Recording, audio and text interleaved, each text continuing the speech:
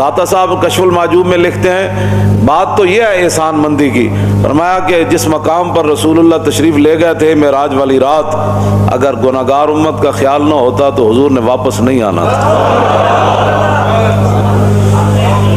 तो इस वास्ते रसूलुल्लाह की शान वराउल वरा है। और हमारे बुजुर्गों ने वो बातें बयान की हैं जो जिनका मैंने तर्जमा भी अभी नहीं किया, तो आप वैसे सुभान अल्लाह कर रहे हैं, अगर तर्जमा हो जाए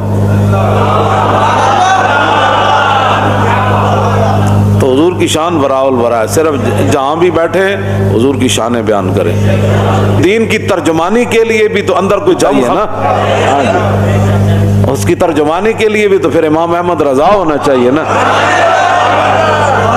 या इमाम रब्बानी होने चाहिए। हाँ जी, जो किला गवालियार में भी जाकर अजान दे दे।